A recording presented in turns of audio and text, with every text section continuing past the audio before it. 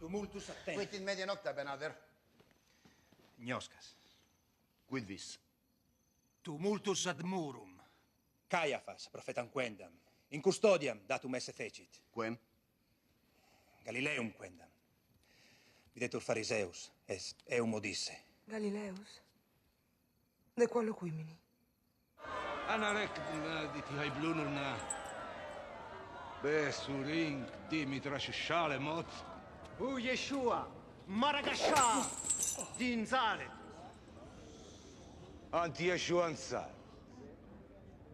Amrin diant malka. Ei malkutak. Min mandi malkinate. Anachli. Antabar nagar yedia. Ameranash diant Eliahu. Baramchu al shamagia birchu alach. Lama la temar divrat. Shillathak. It blalach tna. Ma elna amer. Ei keachlach.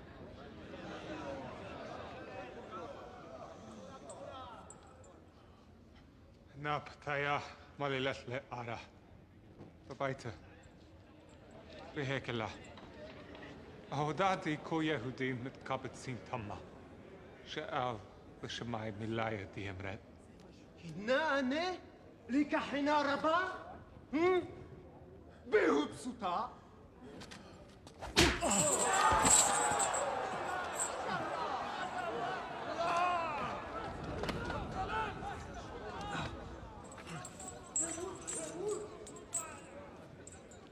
La khubla ta emret.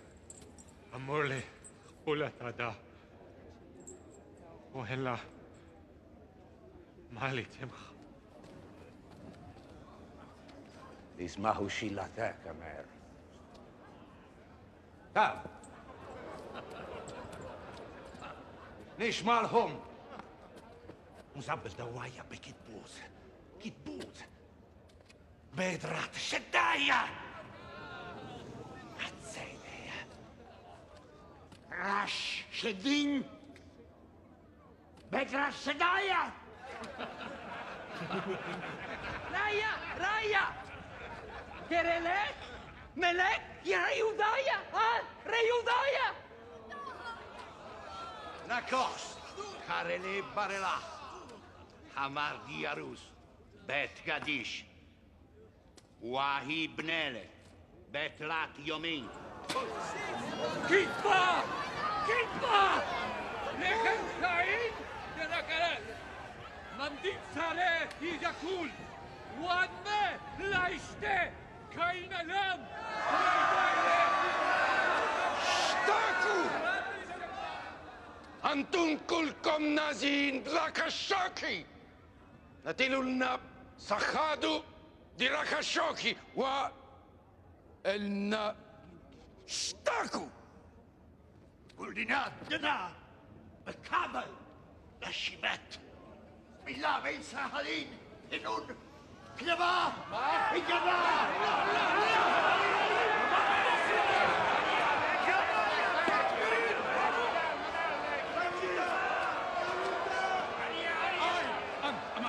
Mentem كهالدنا وبيك بالليل فاي عند بارا خراي ديك خلتنا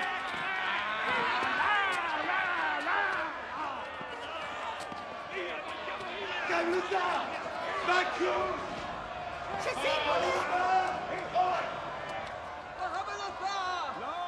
Kaan. Laithai divrat. Lapitkam. Ke an eshalak. Yeshuan Saret. Amar lana en ant Meshiach bar elachachai.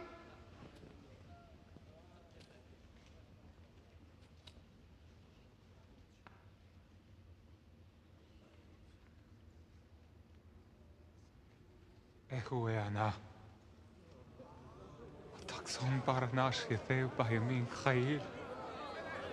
Tepa Ananesh.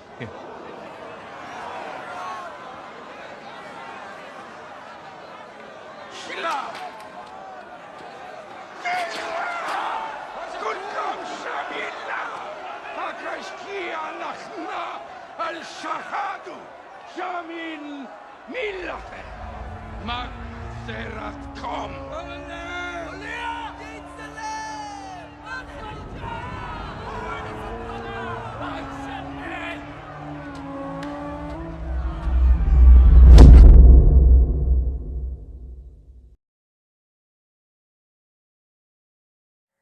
Mai 2020.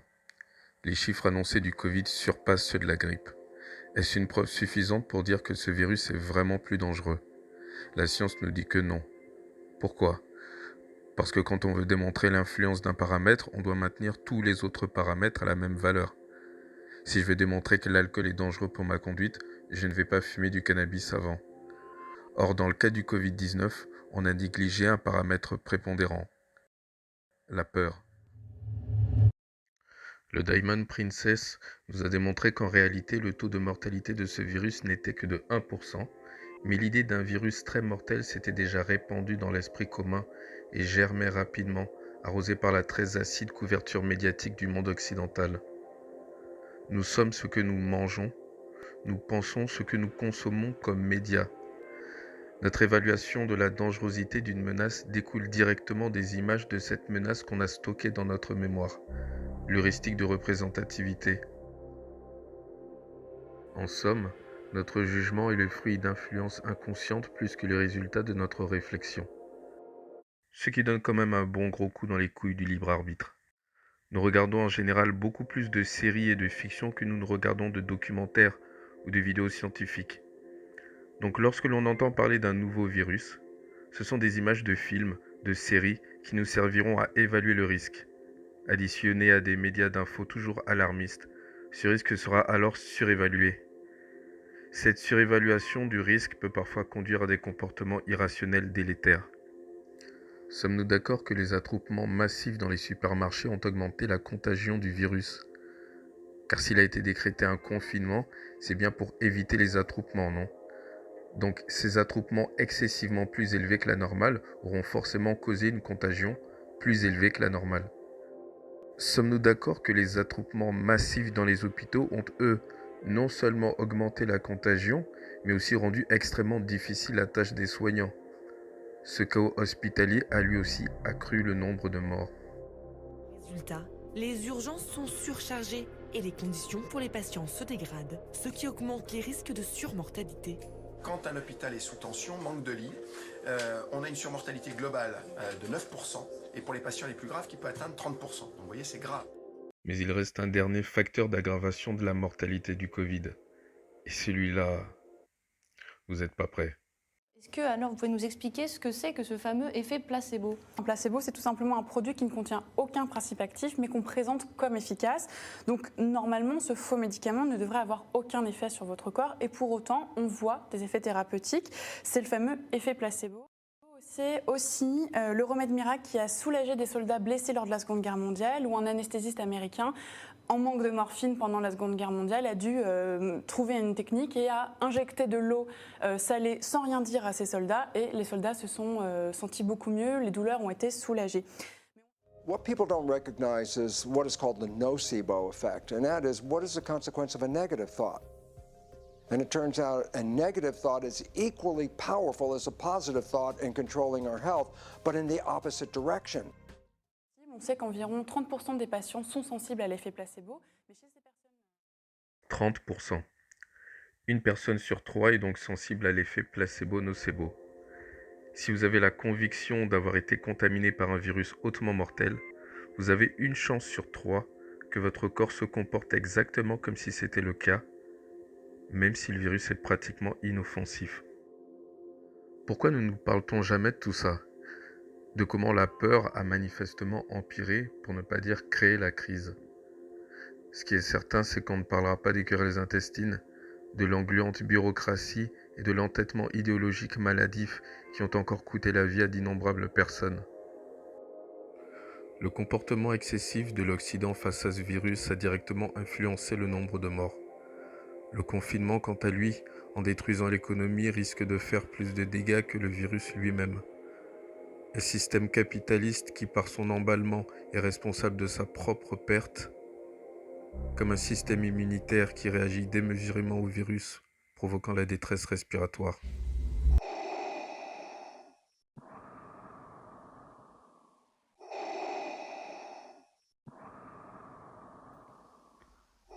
Sais-tu qui je suis? Je suis ce que je détestais le plus. Je suis la peur. Je n'existe pas seulement dans vos consciences humaines ou animales. J'intègre tous les éléments de l'univers. Je conquiers des civilisations. Tu es, à toi seul, une civilisation. Les êtres qui vivent en toi forment eux aussi des sociétés, des groupes qui se livrent des guerres, qui subissent des invasions, qui assistent à la mort de leurs semblables. Ces êtres qui vivent en toi, eux aussi me connaissent. La peur. C'est moi qui les contrôle lorsqu'ils surestiment le mal et finissent par se détruire eux-mêmes. Tu ne vaux pas en substance plus que ces êtres infimes qui peuplent ta personne. Après tout, ils sont à ton image, et comme tu t'inclines face à moi, face à la peur.